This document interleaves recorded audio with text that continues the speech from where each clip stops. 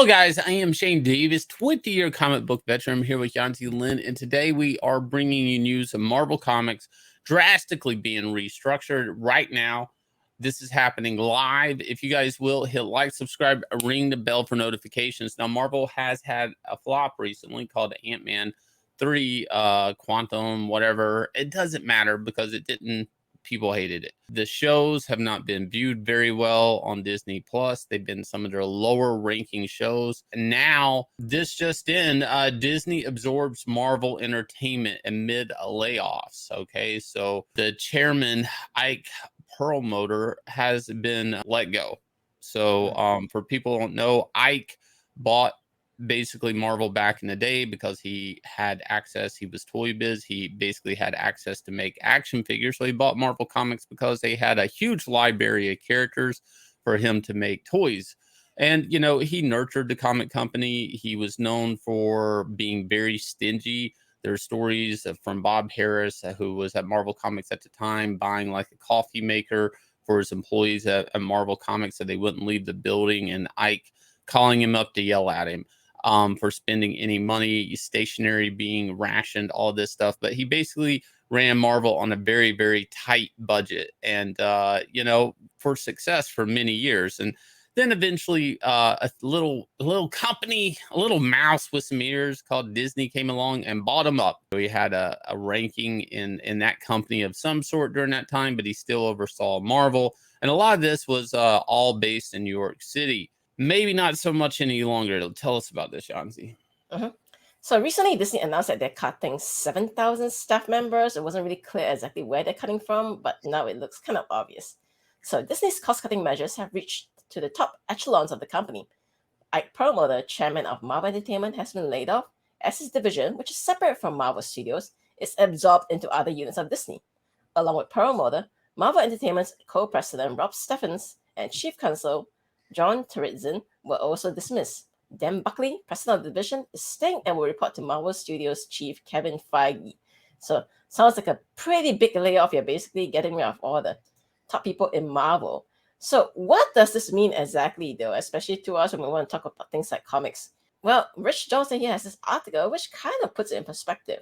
What is happening over here with Marvel is something that we have been expecting to happen with DC Comics, especially, you know, with the 3 bloodbaths that happen. It's like, when you cut it all the way to the bone, eventually it's going to be like, well, it's not even worth it having that division. Let's just absorb it into the main company. Well, that's what Disney is doing to Marvel right now. Right. And right now, there are shops, comic shops across America that are either shutting down or getting ready to shut down. Like my local comic shop is shutting down April 1st. Whether it's a joke or not, I'll find out, I guess, April 2nd. But this is the thing, like comic sales are down across the board, both companies all together. Superhero movies seem to be down for that. It's interesting because Disney is a company that just bought Marvel Comics. I don't know if they actually love Marvel Comics. I don't know if they care about these characters. I don't know if they have any investment besides the money they spent for the company, and it's arguable they've already got a massive return on that. So if the fatigue of Marvel Cinematic Universe is there, what does that mean for the American comic book company? You know what I mean? Like Disney didn't actually buy Marvel because they're interested in publishing. Now, I'm going to go backwards a little bit on the publishing part of Marvel.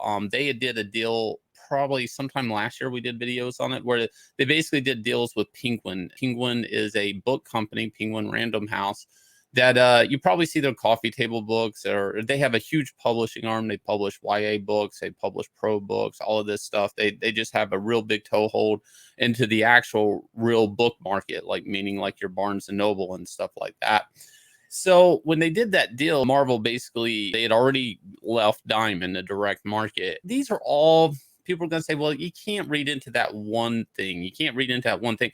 These are a lot of motions, if you look in hindsight, that are all motions kind of moving out of the direct market. And this, I think, is another one of those, because Disney, you know, they really bought a comic book company because they want the characters. Maybe they don't want to make comics. Maybe the comics is just luggage that comes along with these characters. And something that Disney can do, and something that Disney does quite often, you know, shutting down a lot of the Disney stores, is they could just license out the characters for other people to make the products. Now, when it comes to the publication in their deal with Penguin, there are editors at Penguin, and Penguin could always hire more editors that used to either work at DC Comics or at Marvel or vice versa, and they know how to make comics. So technically, and I'm not saying this is going to happen, we're going to see a lot of things changing this year at Marvel Comics, but it is possible that Penguin, in my personal opinion, could hire some editors or stuff and actually produce a smaller Marvel Comics monthly publishing line with direct incentives to make hardcovers or trade paperbacks out of. And I don't know, is this why Marvel even did this distribution deal with Penguin to begin with? I just think this is very interesting because we recently covered this Marvel Unlimited app where they're now doing exclusive comics. And recently they said, oh, we're going to do this Aaron Fisher, Captain America comic in there that's going to be exclusive to it. So if the goal here is really to just save money, cut back on whatever what is deemed unnecessary, I think we might see a lot of gutting of not just Marvel Comics, but probably the app as well. They'll be like, okay, we don't need to create special digital content because we have this massive library of back material. So it'll be interesting to see how much gets actually cut. Right. And that's a bigger issue with Marvel Publishing is with the massive back material, all the great comics in the 90s, the 80s, the 70s, all of this stuff, 60s, all the way back. You know, we're on 60 years of X-Men right now. They have 60 years of X-Men books that they can just reprint over and over again. And to this day, they really haven't made the next big X-Men milestone in their publishing. If Marvel Comics isn't really producing anything of substance with their new publishing initiatives, which they haven't, Disney's going to have to acknowledge that, look at the returns on it, and really evaluate the risk and reward of their publishing division. Like, is their publishing division actually destroying brands like Captain America or Thor or stuff like that? At some point, is looking for news articles with forced diversity, mind you, on their characters, actually hurting the intellectual property? At the very least, all of this is speculation, but at the very least, a move like this to absorb Marvel Comics within Disney like this is going to be layoffs. And since COVID and a lot of editors work from home and then were told not to come back to work, and keep in mind, this was Marvel that did pencils down, by the way, during that time, there's definitely going to be layoffs off of this. The publishing division is doomed to shrink and sell worse and worse and have diminishing results if they're not going to invest some sort of capital within Marvel Comics. And I just don't see that happening at this point. I think that we have a higher chance of licensing out these books, and everybody's going to say, well, Shane, that's great. We'll have some good comics by another publisher. The verdict's not in on that. Usually after a publisher pays a licensing fee to the person that owns the license, it leaves very little money for them to actually produce a good quality comic.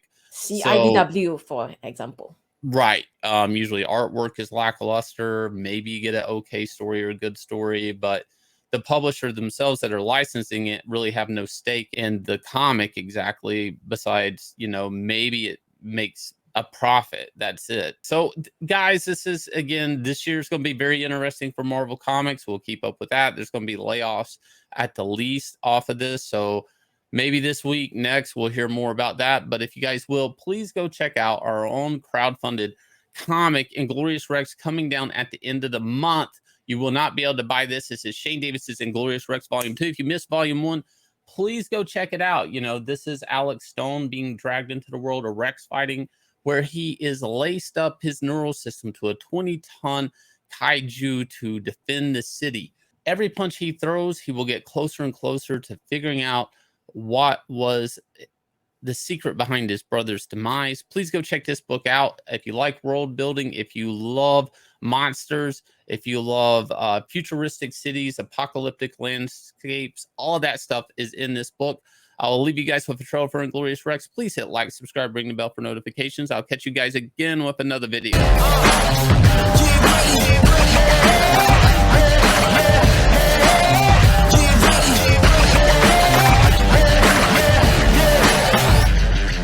Guess who stepped on the scene? I got greatness all in my jeans. Ain't no way that I can slow down. I'm laced up, look how I shake the ground. Can't touch the crown, but you can kiss the ring.